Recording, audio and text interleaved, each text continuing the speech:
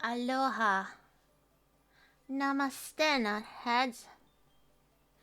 Namaste. Hi. Glad you joined us. We're having a Passover story. A nuthead asked me what is Passover, so I'm gonna stop everything and I'm gonna answer. Long time ago, in ancient Egypt, the people of Israel were subjected to slavery by the king, also known as Paro.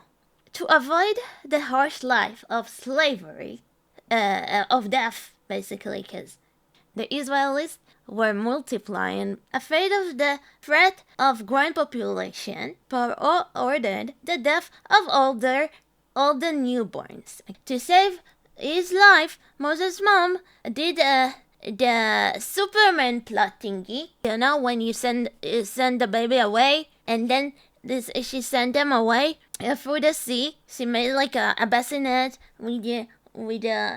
and she stuffed it so it won't be leaky. And bye bye, bon voyage, Moses. A protected tiny ark. That's what that was called. Where eventually he was found by Paro's daughter.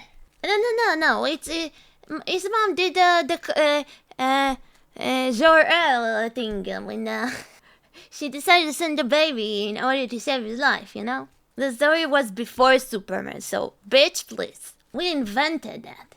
What? Baby Moses, he was floating away in the sea. He was found by Paro's daughter. She felt sorry for it and she brought it back home, where he was raised with the royal family separately from his own people. That's why the very cute movie Prince of Egypt. Yeah, it's the Moses story, but this time it's not from my brain. It's actually the script I wrote. So years later, grown-up Moses had an incident involving him killing the slave master or something like that. He was like, oh my god, what did I do? He made a run for it, ran away, when suddenly he encountered a fiery bush. And no, it's not a euphemism to anything not say so. All of a sudden, the fiery bush started speaking to it. And it was like, you rang? Because he said, oh my god. And it was God appearing to him. So he was like, yeah, you rang? That's what God said. And it's true story. That's what he said. And then Moses was like, what the you know, and it actually had a sensor back then because, you know, it's God. He can do anything. He don't want this kind of shit. And then he said to Moses, Moses, come on, language. What the fuck? And then Moses asked, hey, how do you know my name? Moses, you're an Israelite, okay? I chose you to lead my people out of Egypt, ending their miserable slavery life. And Moses was like, dude, do I have even a choice? And he said, no. Moses accepted and was granted with the magical power in a wave of a staff. I will show you a real photo of how did it look. See, that's how Moses looked like. He had a staff, he had a beard, because he was older, you know. So he got magic powers in the staff. Then he went back to Paro and he was like, yo Paro, what's up, dude? Did you miss me? He also said, you know, the people you enslaved, the Israelist one, I'm gonna need you to let them go, okay? Paro said, no dude, I can't do that. What? Then Moses was pretty pleased. I don't want to unleash plagues or some kind of shit. And Paro was like, LOL.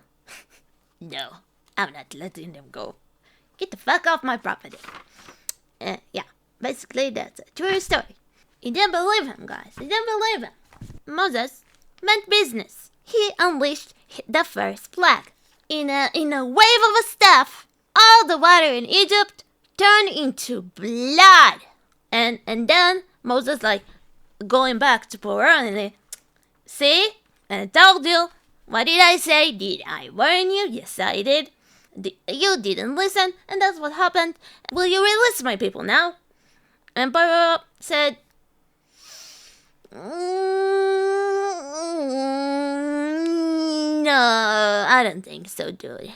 No, just just a little blood. Why?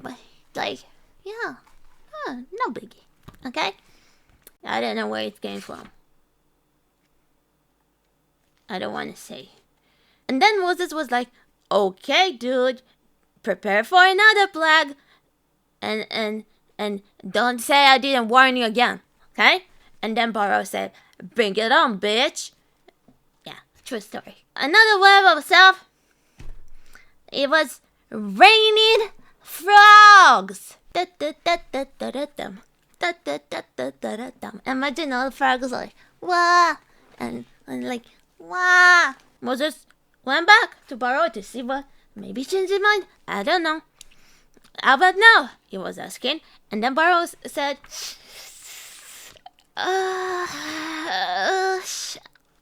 well, nah. Just a little rain. We can walk. We have umbrellas and stuff. We don't need this kind of, like, no biggie. We will manage. Anyway, to keep a story short, he continued with the plagues. He sent lice, a swarm of wild beasts, and then there was a plague to kill all the livestock. Got a skin disease, a murderous hail. Imagine, like, I had a dream like that when you had like a giant blocks of ice falling on your head and you're like dead. I had a dream. Yeah, it was scary.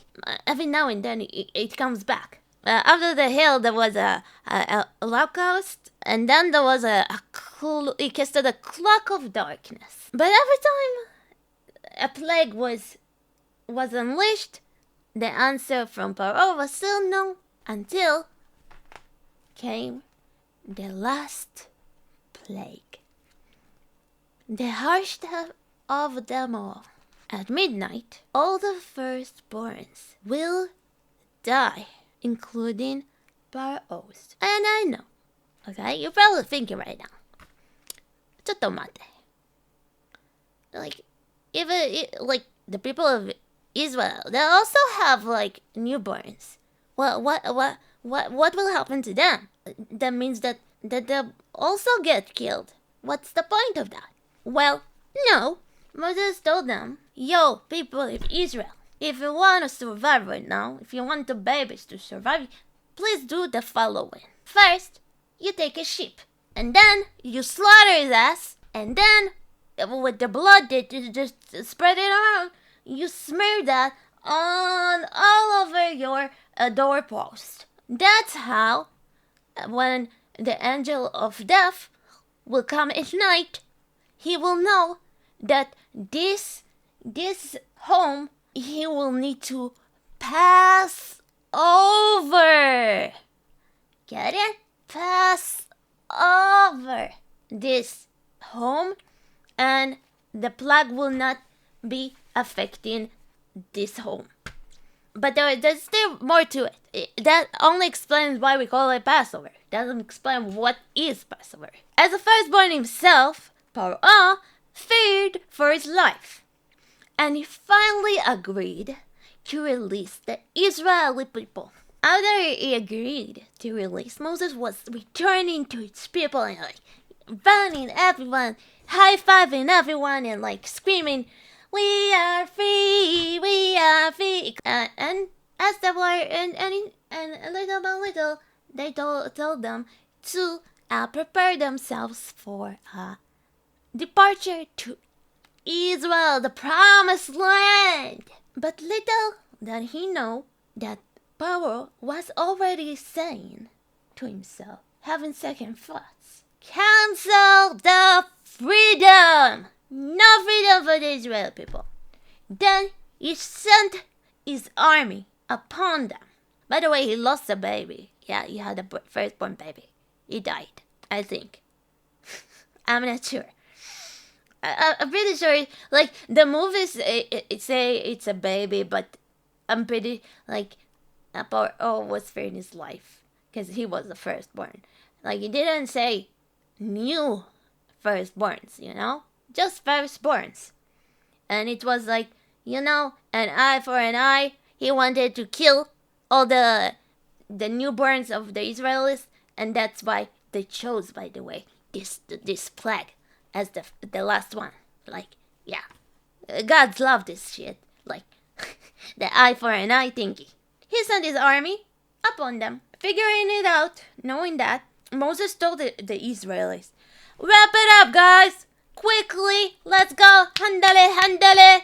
The British, no, the Egypts are coming, sorry. Let's run this bitch. Come on." And then one guy was like, you know, the Karen one, just, "But Moses, my bread didn't rise yet."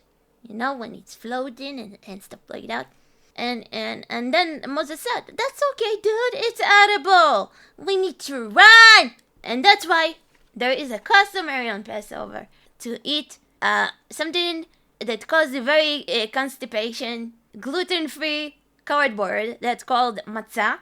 It's literally a cardboard without a taste, okay? We have to eat it because, you know, the bread of the Israelis back in Egypt didn't rise and, like, you know, turn into fluffy, very tasty bread that we all know and love. It's kind of good when you wet it a bit, wait a few minutes and get all mushy, and then you smear Nutella. Really awesome. We have two different holiday eve. First Passover holiday eve. That's when we have like a feast with a book that is called Agadah that has few stories, singing, songs, graces. You say graces and you drink a lot.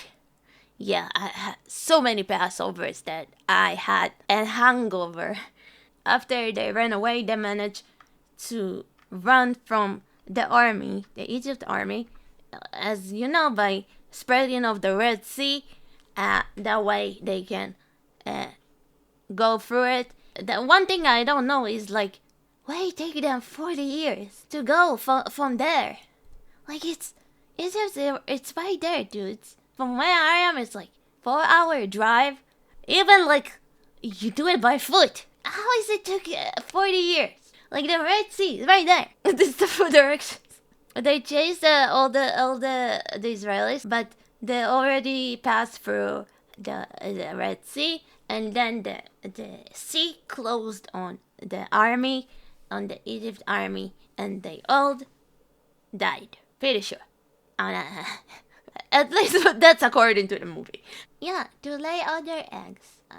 It's a mitzvah to have offsprings, you know, to multiply, to do the thingy, to lay eggs. So that's why we eat eggs. Yeah, that's basically. And then for a few days you cannot eat bread, like a lot of stuff. You can't really eat, like, for example, you cannot drink or any kind of alcohol except wine, because they all based on gluten.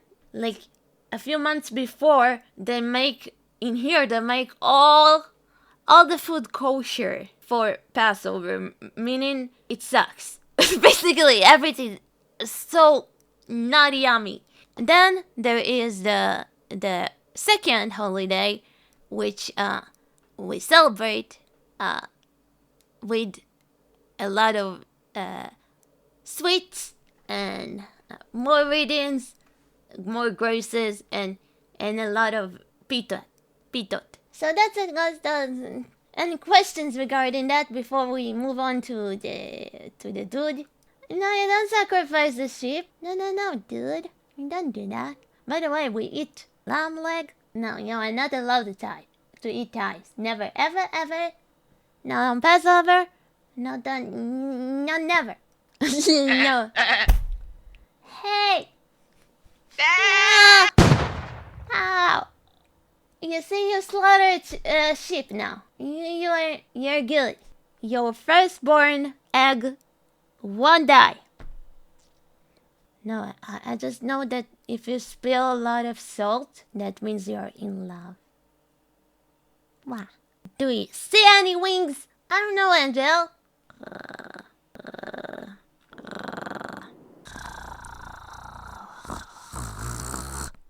Mwah.